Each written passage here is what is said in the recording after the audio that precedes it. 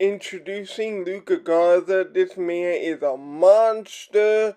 Here he is popping out from three. I watched 3 Iowa games and just what Luka Garza brings to the table. First of all, as you just saw with that 3-point shot, he brings great range. He has the ability to pop out from three.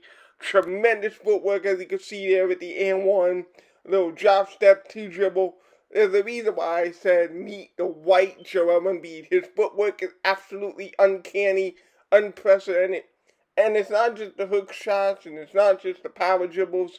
He has the ability to shield out this man, and he finishes with velocity, although his verticality sometimes leaves to be desired. And again, the range kind of reminds you of Rick Smith, if you want another comparison that's a bit older. But just, he also has the ability to turn hook and one right here. Just a lot of power on the offensive end, and again, just a lot of things that will remind you about Embiid. He's a little bit quicker on his moves than Embiid is, so that's something that Embiid could get better at, being quicker with the moves. Also, because he could face up just like Embiid, he has the ability to dribble, take a couple steps, get the mid-range shot, and knock that down. Really an Embiid-level arsenal, which, even with the defensive questions, which I thought were overstated. I watched 3 Iowa games from this year. I thought it was overstated.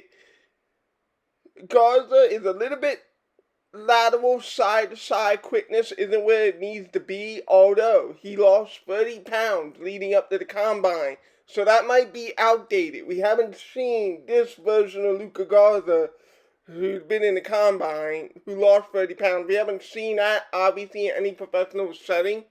So I'm not prepared to say if his side-to-side defense got better.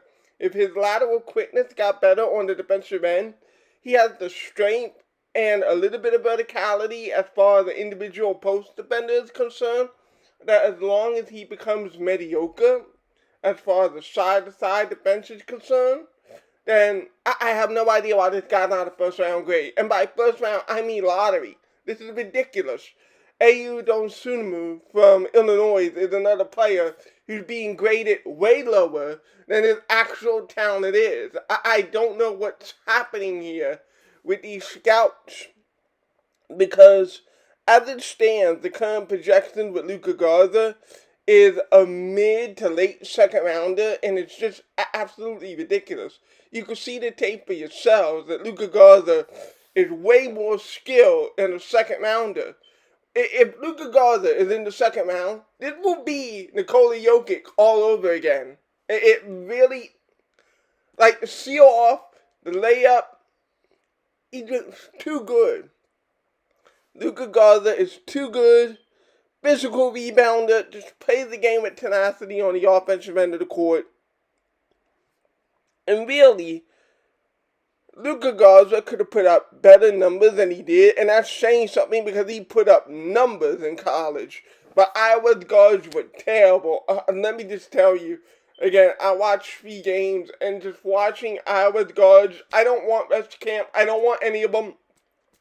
Terrible dribblers, zero court vision. Like, you'll see some of these plays where they do manage to hit the base shoulder. I can promise you, they hit that base shoulder maybe once out of every 9 times that they saw it. That's how dominant Luka Garza was at establishing inside position, and that's how bad our guards were at not being able to recognize. See here, this little roll to the rim. That pass could have been made like 5 seconds ago. Just, I'm sorry, I was triggered watching our basketball. I watch more bad basketball from the perimeter than I would care to watch in my life. That's why I hate watching college basketball personally. Because if it were up to me, I'd literally black out every other player than Luka Garza and just watch the prospect that I'm interested in. This is an example of why college basketball sucks. Luka Garza will have more space in the NBA, and he'll have better teammates in the NBA. The NBA is not ready for how good Luka Garza is on the offensive end of the floor.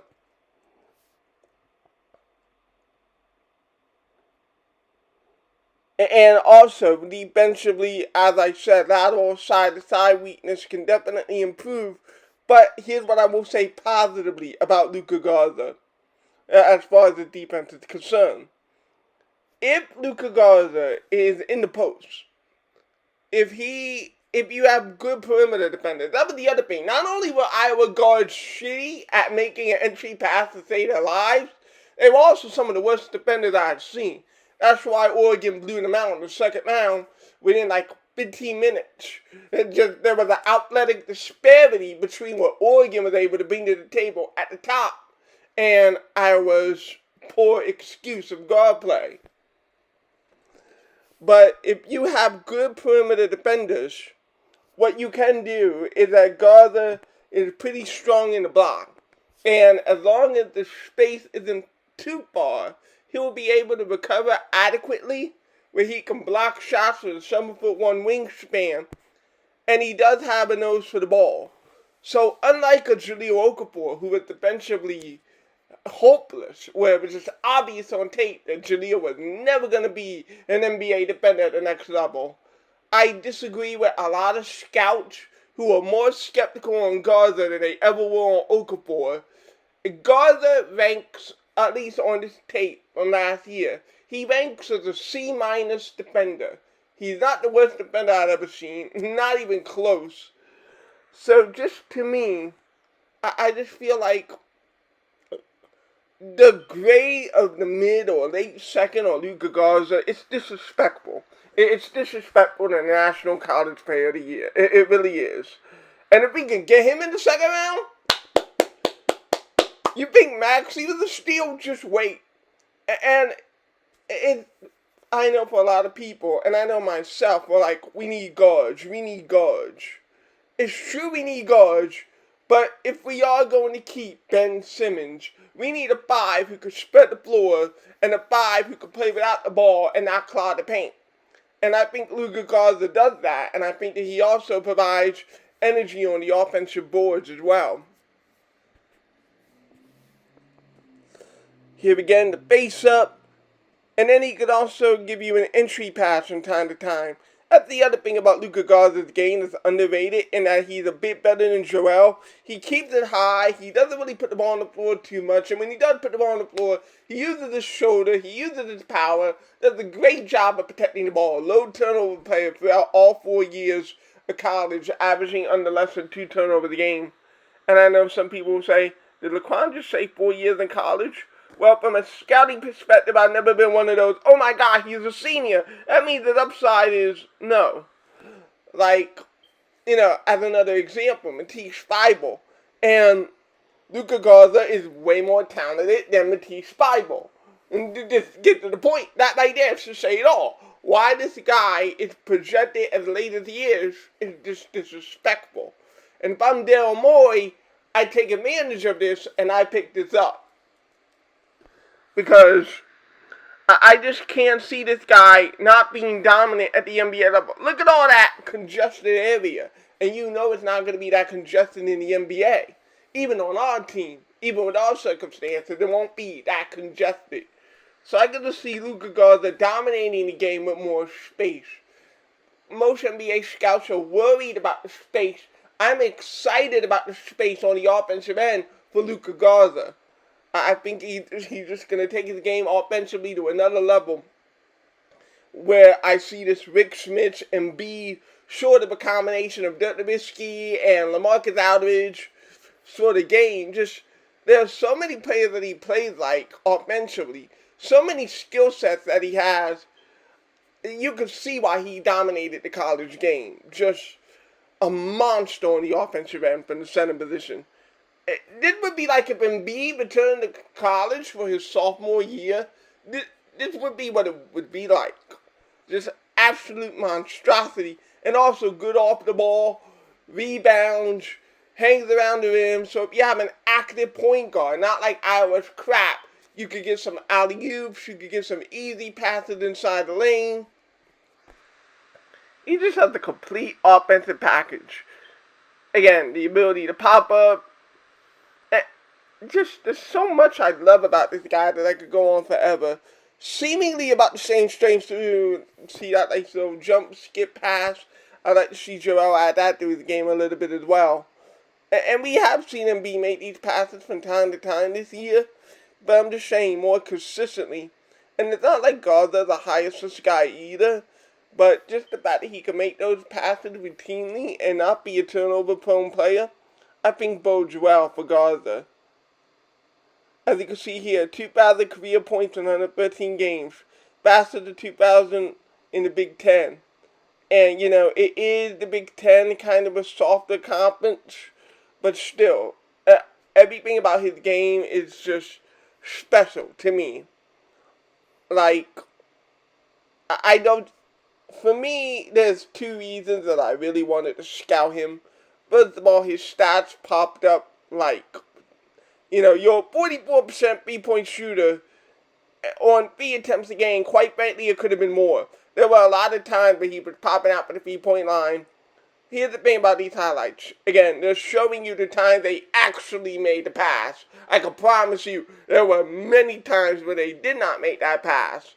This guy could have had 5 3-point attempts a game just for the simple fact if they actually swung the ball to Luka Garza. It was the same thing inside. Luka Garza would do a great job. He's a rim runner.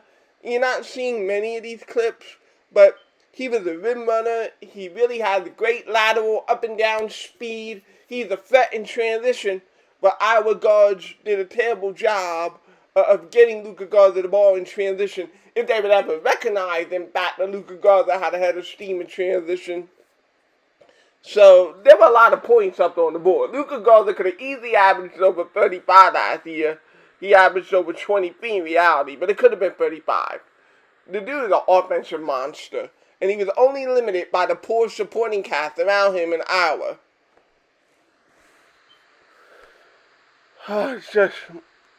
But there are two reasons. Number one, he's a great fit for the Sixers. Obviously, you can see the range, you can see the shooting, you see the off-ball screen, the ability to roll to the rims right there with a better point guard. That's a dunk.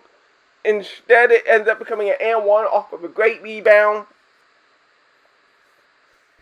I could just see Luka Garza really, really flourishing at the next level beyond anyone's expectations. Defensively, it's a C-, and I feel like it could be a B+ if his lateral quickness improves.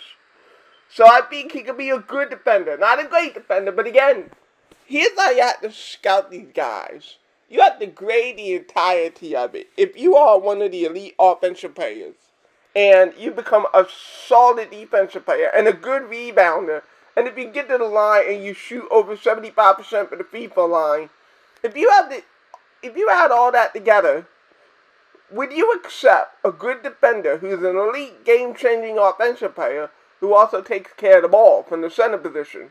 Yes. Would you give that a lottery grade? Yes. So to me, it's ridiculous. To call it a sleeper is an understatement. This is bigger than when Tyrese Maxey dropped to 21. This is just another example of NBA scouts. They look at a particular weakness, and they're going to highlight and blow this weakness up so much that they miss what's actually on the floor. And because of that, they'll be like, hot damn, what did we miss? You missed everything. And I guess the reason I'm passionate about this is that for these players, you're going to lose thousands to maybe millions of dollars because some ignorant scout couldn't see the forest from the trees. So I just feel bad from that perspective that an offensive maestro like Luka Garza, who can totally change the game, leads Iowa to the second round of the NCAA tournament and could possibly be relegated to the mid-50s to undrafted because scouts just don't see the forest from the trees. It's just unfair to Luka Garza. But to me, the second reason is I want him on the Sixers. I really, really, really want Luka Garza on the 76ers. I want his ability to shoot. I want his ability to dominate the post. I want his energy. He plays the game really hard, high motor. Like, at the end of the Oregon game, there's a game coming up here. This guy put 36 points, had like 4 and 1s. He was absolutely phenomenal. He was the best player on the floor.